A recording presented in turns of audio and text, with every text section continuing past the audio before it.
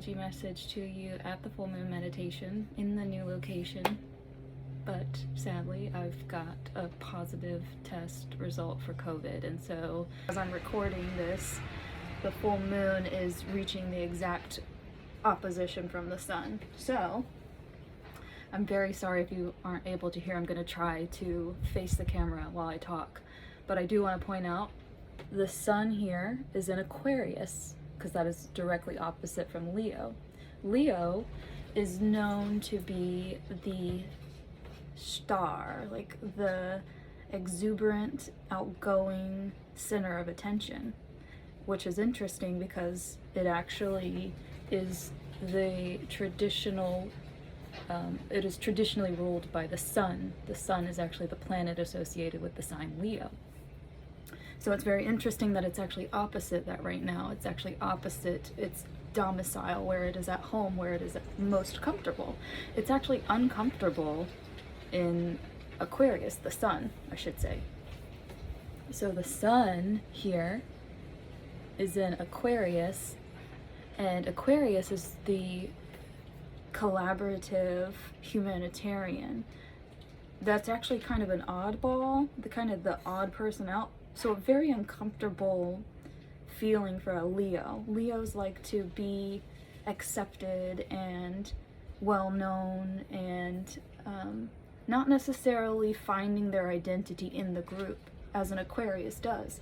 But Aquarius does this in a way where they are actually discovering the place that they are, the role that they play within the group in order to best serve the group. And oftentimes that is from an outside perspective looking in. So because I know it all comes into like mumbo jumbo sounding woo woo, I like to read from a couple of texts. So this one's by Robert Hand. It's called Horoscope Symbols. With Leo, the basic structure of the individual entity is complete.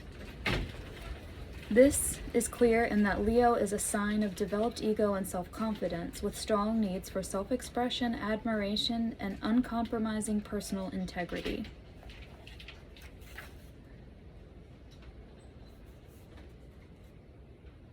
And about Aquarius, because it also mentions some things about Leo at the end. One more. Aquarius is the sign of the individual as a cooperative unit of the group. It is a sign in which, theoretically at least, the individual ego and its needs are subordinated to those of the larger social unit of which the individual is a part. And then there's this contrast of Leo and Aquarius further on in this part of the text. It says, in order to understand Aquarius, one has to recall that it is opposite Leo. Leo is the sign of the completed individual, strong and self-confident on her or his own. The ego is fully or even overly developed. Aquarius is the sign of the completely socialized ego. Its ego is just as strong as Leo's, but whereas Leo takes its sense of self from awareness of self alone, Aquarius takes its awareness of self from the group and identifies the interests of the group as its own. If Leo says, I am grand and magnificent in myself, Aquarius says, I am nothing except that I am the embodiment of what society wants. Putting it another way, Leo, when egotistical, is overtly so. Aquarius is more likely to be covertly egotistical. This does not mean that all Aquarians are covert egotists. It means simply that Aquarians derive their sense of ego from an identification with something external to themselves. So it's interesting that Leo is self-identifying, and yet it relies on the group's opinion of that identity. Whereas Aquarians are defined by the interests of the groups and the needs of the group, but the opinions of the group don't matter to them. They are external to that. So they find their identity through external opinions, but those opinions don't affect them.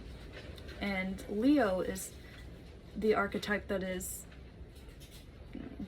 wants to be admired, basically, by the group. So it will be the center of attention, and it requires the group, not in order to create the identity, but in order to affirm it. Now, in order to understand what it means for the sun and the moon to be opposing each other in the geocentric perspective that we have, it's important to understand what the sun is, what the moon is, and what oppositions mean. The sun represents the conscious ego and impulses towards autonomy and selfhood. Light and warmth, spirit and vitality, creative willpower, and self-expression. On the shadow side, there are tendencies towards self-centeredness and self-importance with an overbearing or domineering persona. Yang energies dominating yin. And the moon says the principles are impulses towards nurture and mothering, rootedness and connection in a home, family, and community, our capacity to feel, process, and reflect on our emotions, qualities of depth and soul. In this shadow of the moon, there is excessive emotionality and reactivity, moodiness or dependency, an unwillingness to grow up or leave home. That shadow side of the moon can be helping people when they don't want help, or kind of projecting, really, our own needs onto other people and trying to help them through those, and fixing people, that kind of energy. So the key here with blending all of these archetypes together, kind of one of the major things that we should focus on is what spark in us that is represented by Leo and the sun archetype, what spark in us that makes us individual, that really lights us up and makes us excited and joyful and playful, like Leo. What is it in us that serves the group that way? And it doesn't even have to be for the benefit of the group. We really don't even have to consider the group fully.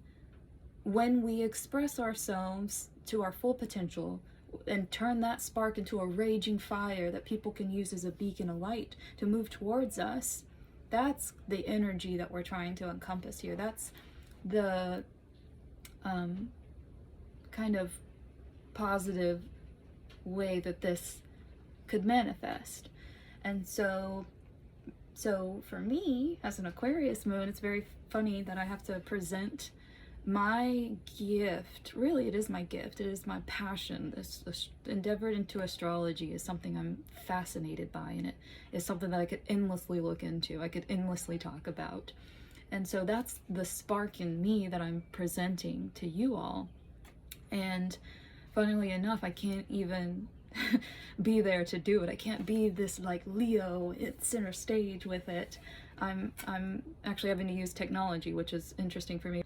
But really, like, everybody, for wherever this energy is affecting you, it's going to be finding what it is that makes you happy and playful and joyful, and something that you want to present to the world, something that you feel is important, really, because that's kind of Aquarius, to want to consider what the group needs, and the not necessarily having really to blend in either. It's kind of standing out. It's being the oddball, doing the thing that makes you feel like, you know, this is actually something I want to keep to myself, but no, it's actually something you should present. It is in our truest expression, where we are creatively at our best, and that's actually Venus, but it's also Leo.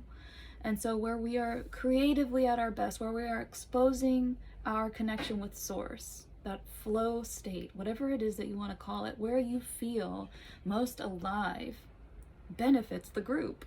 And it's through this Aquarius energy. Aquarius is ruled by Saturn traditionally, although it's now in modern astrology associated with Uranus. There's a little, you know, discussion that could be had there too. But if we want to focus on the traditional planet rulers, then Saturn rules over Aquarius. Or yeah, so Saturn has this no kind of energy to it. It's kind of like work harder, do better.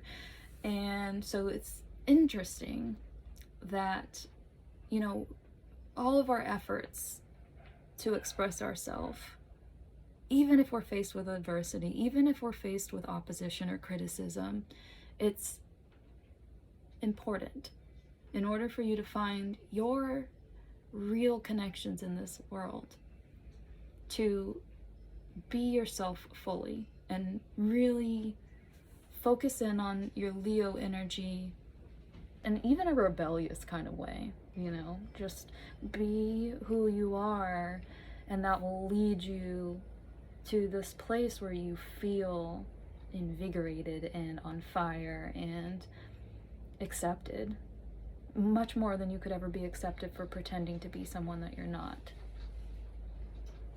So there you have it. Thank you for watching this because you had no choice. But yeah, I really wish I could have been there, and you know, I just really appreciate Carly and these full moon meditations. I'm very excited about Maggie's new moon circle too, and so I hope you'll all be there for that. And until I see you, enjoy this transit and make the most of it, and just be yourself and be bold and courageous, and know that that's okay.